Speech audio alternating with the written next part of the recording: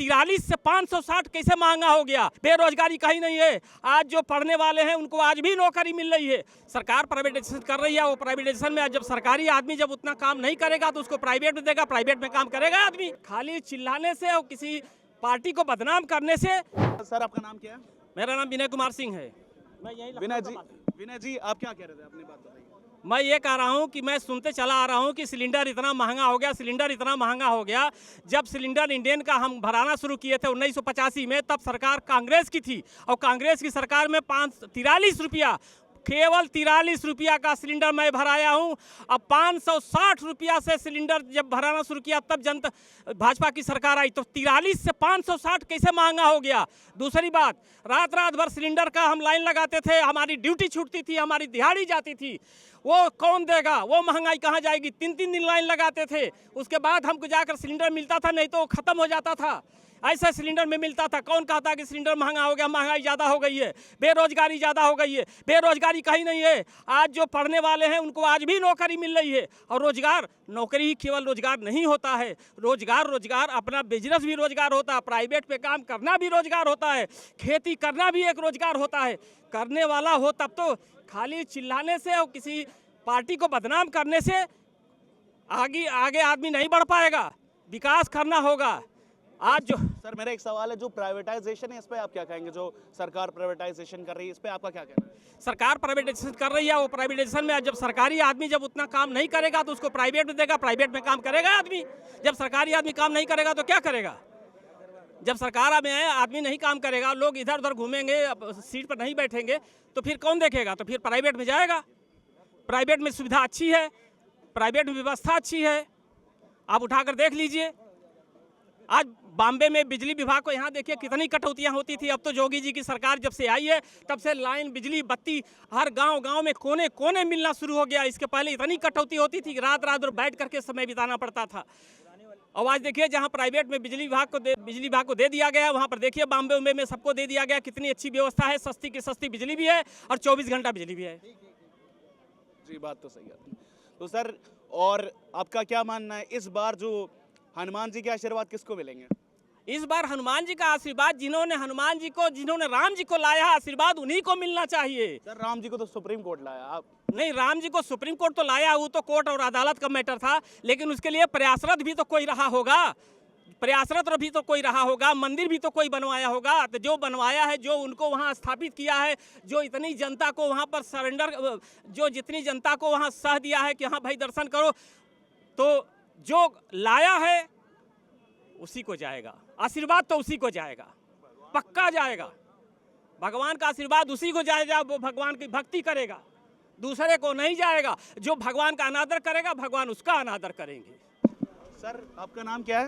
चंद्रचूड़ मिश्रा नाम है मेरा। सर आज आप हनुमान जन्म महोत्सव के महोत्सव पे यहाँ आए हैं, आपको कैसा लग रहा है? जय श्री राम। बहुत बढ़िया लग रहा है, बहुत अच्छा लग रहा है। आज हमारे भगवान बजरंगबली का आज जन्मदिन है आज, और इसी में हम लोग अपने परिवार के साथ आए थे दर्शन करने। बहुत अच्छा लगा, बहुत बढ़िया लगा। और इसी तरह का त्यौहार ये हमारे हिंदुओं का त्यौहार है और इसे हमें बराबर हम देशवासियों को सेलिब्रेट करना चाहिए, हर्षोल्लास के साथ मनाना चाहिए।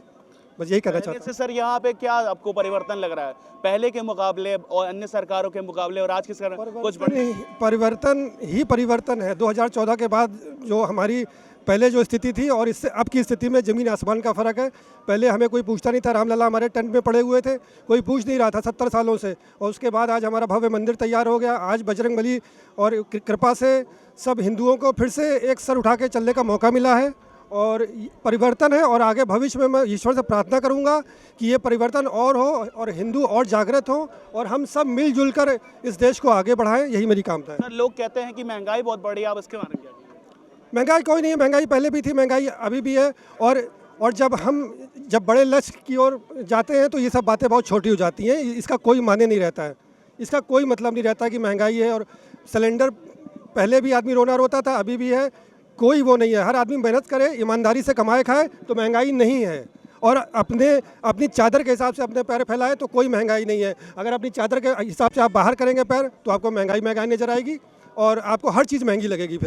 फिर आलू, प्याज, टमाटर सब आपको महंगा लगेगा। कोई महंगाई नहीं है। और इतना बड़ा परिवर्तन है, इतना बड़ा आज हिंदुओं को सर उठा के चलने का मौका मिला है, तो इसके आगे ये सब चीज़ें बिल्कुल छोटी लगती हैं। ये तो बिल्कुल निराधार बात है। धन्यवाद। चलिए हम लोग और सर आपका नाम क्या है? अरुण कुमार शुक्ला।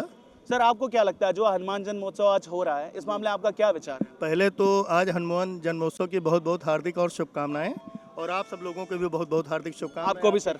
प्रत्यक्षदर्शी को बहुत बहुत हार्दिक शुभकामनाएं और बधाई, और आप दोनों लोगों को भी बहुत बहुत हार्दिक शुभकामनाएं, आप लोग यहाँ कवर करने आए हैं जी।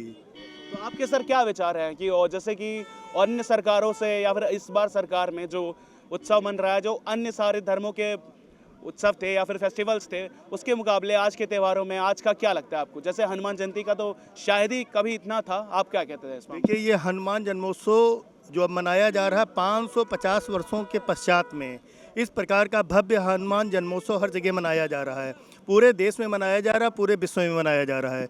क्योंकि 500 वर्षों के पश्चात प्रभु श्री राम लला जी अपने धाम अयोध्या में विराजे हैं, और हनुमान जी सबसे बड़े सेवक प्रभु श्री राम जी के हैं।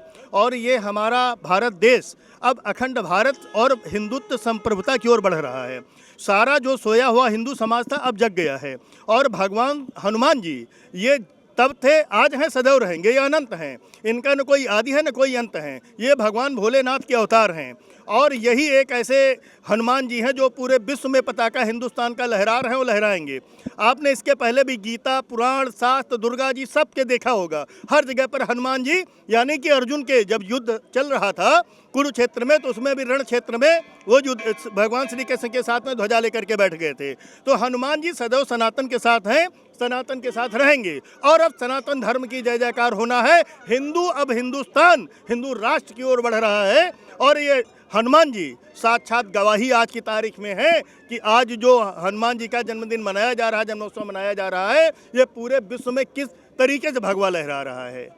सर इस बार क्या लगता है आपको, चुनाव में हनुमान जी अपना आशीर्वाद किसको देंगे?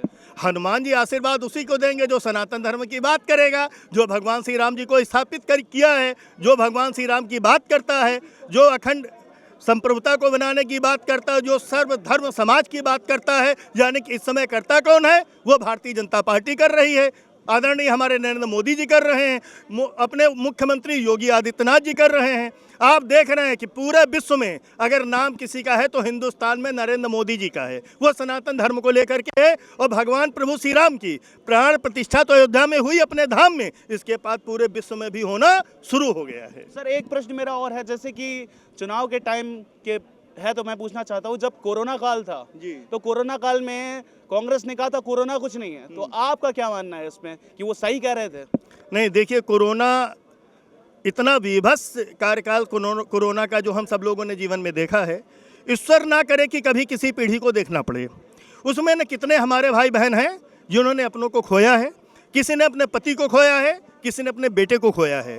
कोरोना एक ऐसा वायरस था जो हमारे पूरे देश की स्थिति को चरमरा दिया, लेकिन माननीय मोदी जी के नेतृत्व में हमारा हिंदुस्तान तब भी उससे विश्व में सबसे ज़्यादा आगे अपनी इकोनॉमिक ग्रोथ में और जीडीपी में आगे बढ़ा, और पूरे विश्व का कल्याण करने के लिए कोरोना वायरस की दवा नरेंद्र मोदी जी ने पूरे विश्व में सभी देशों को पहुंचाने की काम किया था।